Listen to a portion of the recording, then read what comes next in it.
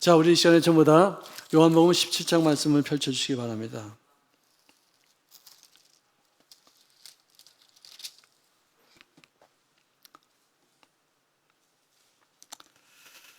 자, 요한복음 17장 1절부터 3절까지 하겠습니다.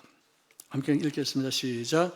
예수께서 이 말씀을 하시고 눈을 들어 하늘을 우러러 이르시되 아버지여 때가 이르렀사오니 아들을 영화롭게 하사 아들로 아버지를 영화롭게 하게 하시옵소서. 아버지께서 아들에게 주신 모든 사람에게 영생을 주게 하시려고 만민을 다스리는 권세를 아들에게 주셨음이로소이다. 영생은 곧 유일하신 참 하나님과 그가 보내신 자 예수 그리스도를 아는 것이니이다. 아멘. 할렐루야. 참 굉장히 귀한 말씀입니다. 모든 일에는 때가 있습니다. 아멘. 때가 있는 줄로 믿습니다. 때를 우리가 잘 타야지 모든 일이 순적하지, 때를 잘못하면은 아무리 애쓰고 고생해도 참 잘 안 되는 경우가 있어요. 그래서 우리가 항상 때를 타기 위해서, 때를 만나기 위해서는 준비해야지 돼요. 아멘. 준비하고 또 기다리고 인내해야 돼요. 바디메오가 예수님의 소문을 듣고 나서 그는 꿈을 꾸었어요. 예수님이 지나가셔 나는 소리 지를 거야. 왜? 때가 왔다고 믿으니까. 이 때를 내가 놓치면 내가 또 언제 또 이 때를 만날 수 있을 것인가? 난 무조건 주님 앞에 나가서 내 눈을 뜨고야 말 거야. 예수님 지나가신다는 소식만 들리기만 해봐라. 나는 무조건 뛰어나간다. 무조건 어쨌든 간에 주님 앞에 나간다. 그래서 저는 그날도 거리인으로서, 맹인으로서 직업을 완수하면서 길거리에 앉아 있었어요. 근데 그날따라 사람들이 많이 몰려다니고 박짝지어라고 무슨 장날도 아닌데 막 사람들이 많이 웅성웅성하고 그렇게 많이 다니고 있어서 물어봤어요. 여보시오, 길 가는 양반, 내가 하나 좀 묻겠는데 오늘따라 왜 이렇게 사람들이 많이 있지? 왜 사람들이 이렇게 분주하게 이렇게 다녀? 그러니까 야, 이 사람아 지금 나사렛 예수 그리스도께서 지나가신다는데 그분 앞에 은혜를 받고자 이렇게 따라다니는 사람이 많으니까 그런 거지. 그래? 그래? 나사렛 예수께서 지금 지나가신다고? 때가 온 거예요. 그 때를 놓치지 마시기를 바랍니다. 때를 놓치지 않으려면 어떻게 해야 되느냐? 어떻게 한다고요? 준비해야 돼요. 기다려야 돼요. 인내해야지 돼요. 아멘? 준비해야 되고 기다려야 되고 인내해야지 돼요. 왜? 언제 때가 올지 모르니까 그 때를 기다릴 때까지 뭐 1시간 후에, 2시간 후에, 한 달 후에, 내년 후에 어떤 때는 10년 걸릴 때도 있어요. 인내심이 필요해요. 자, 때를 기다리는 사람들은 어떻게 한다고? 맨 처음에 뭐예요? 준비하고 기다리고 인내하고. 이 사이에 제일 중요한 게 뭐냐? 끝까지 포기하지 않는 거예요. 아멘. 끝까지 믿으시기를 바랍니다. 포기는 절대로 그물입니다. 포기는 언제 쓴다고요? 김장 담글 때만 쓰는 거예요. 아멘. 김장 담글 때 한 포기, 두 포기, 세 포기 하잖아요. 그 외에는 우리가 포기라는 단어는 쓸 수 없어요.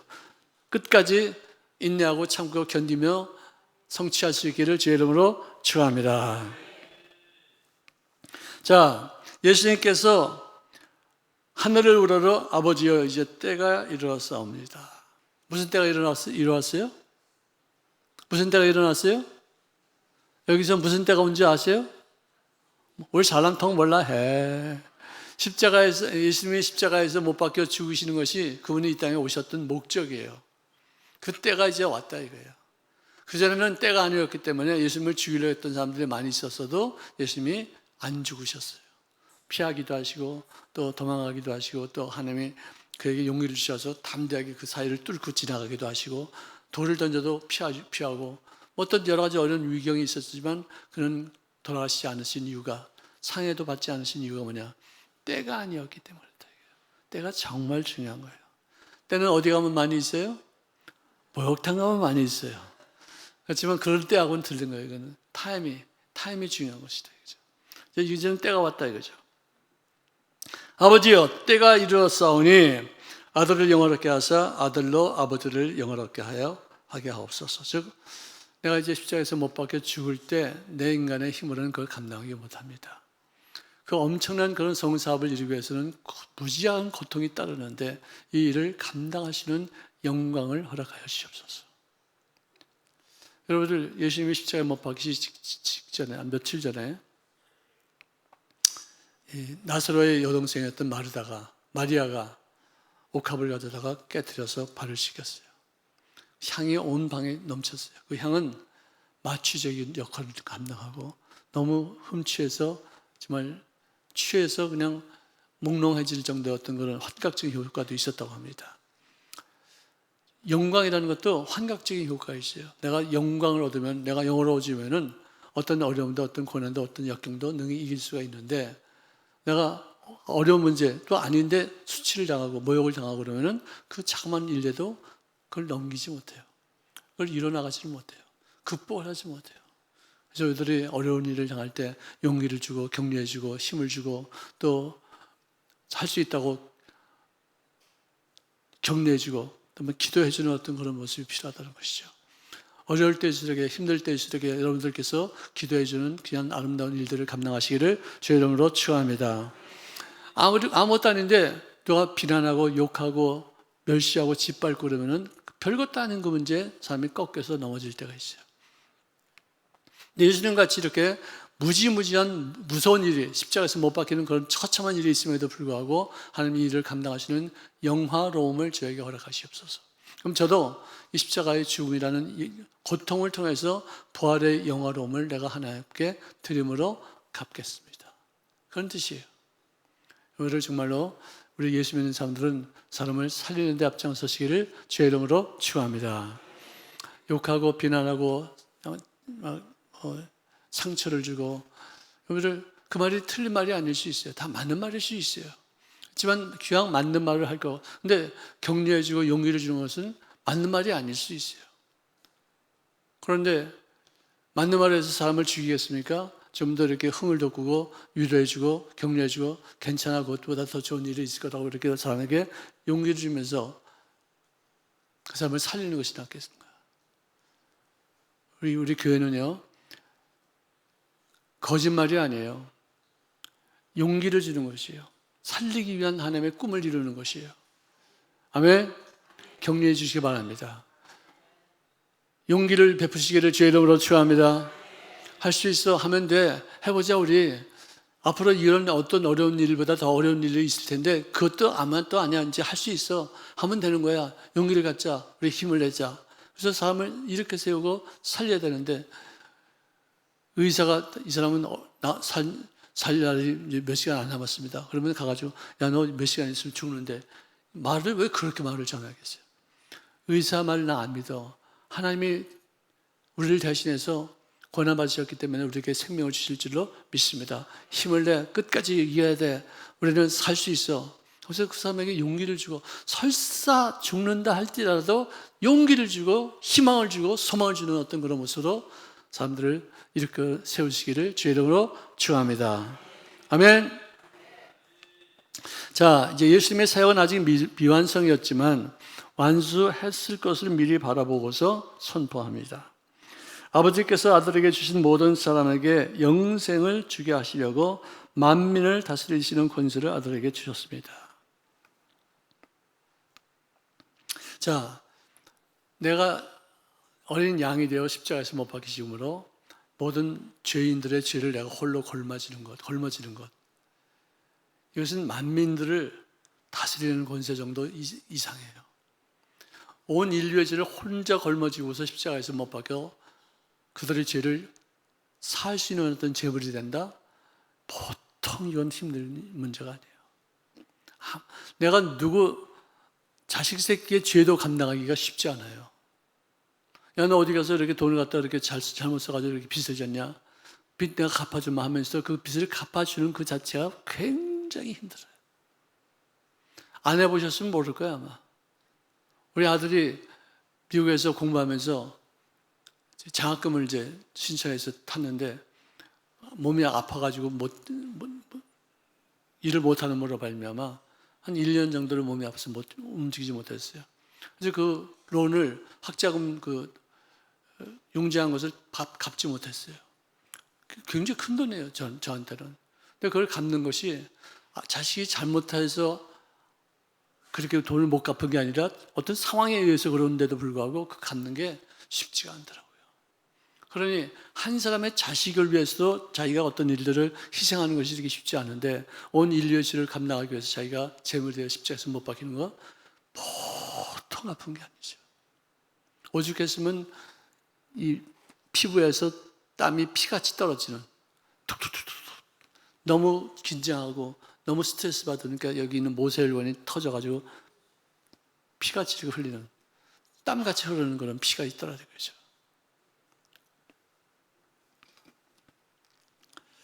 자, 그래서 만민을 다스리시는 권세를 가들에게 주었기 때문에 사람들을 구원하셔서 영생을 얻게 하는 그 일을 감당할 수가 있게 되었다는 것이에요. 누구를 위해서 희생하는 것 참 쉽지 않아요. 누구를 위해서 내가 대신 그 값을 치르는 것 정말로 어려운 거예요. 그렇게 할 수 있는 사람들은 위인이에요. 위대한 정말 히로예요. 슈퍼맨 같은 사람이에요. 자, 그런데 영생은 뭐냐? 영생은 곧 유일하신 참 하나님과 그를 보내신 자 예수 그리스도를 아는 것이니이다. 자, 여기서 구원받아 천국 가는 사람들이 생기고 아직도 구원받지 못해서 지옥 가는 사람이 여기서 이제 완전히 생기는 것이에요. 예수님께서 이 땅에 오신 그 자체가 이미 승리를 보증한다는 견지에서 보면은 이미 이루어지지 않았다더라도 우리가 이미 이분은 십자가에서 못 박혀 죽으시서 인류의 모든 죄를 걸머지시고 인류를 구원하는 데 쓰임받았다라고 딱 이미 완성했다라고 여기는 것도 이거 타당한 말이라고 생각합니다. 시간적으로는 아직 성취가 되지 않았다 할지라도 실패할 수 없는 하나님의 계획과 섭리가 이루어져 가고 있는데 이미 이루어졌다고 말하는 게 잘못된 것이 아니거든. 이 내용은 뭐냐? 심판하시는 일과 생명을 주시는 일로 요약이 될 수 있어요. 왜들은 심판받는 일로 요약이 됩니까? 왜들은 영생을 얻어 구원받는 일로 요약이 되겠습니까? 아멘? 왜들은 이미 구원받은 사람들이에요. 우리는 영생을 얻었습니다. 아멘? 지금까지도 아직도 안 믿고 이제 죽음을 눈앞에 둔 사람들은 어떻게 될지 우리가 알죠. 죽음을 눈앞에 바로 두고 나서도 구원받고 예수 믿는 사람들도 있어요. 어떤 사람은 교회에서 열심히 다해서 일하는데 죽는 그 순간에 아버지 하나님 만날 거 준비할까? 쓸데없는 소리 하지 마라. 천국이 어디 있어? 이래요. 지금까지 맡으신 분이. 그렇게 고역하는 사람들이 되니까. 나는 그냥 좋아서 교회 다녔지. 내가 무슨 천국 가려고 교회 다니냐? 난 지옥 가도 이런 말을 아주 그냥 대놓고 얘기를 해요. 말도 조심도 안 해요. 그 사람은 믿지 않았다는 거 아니에요.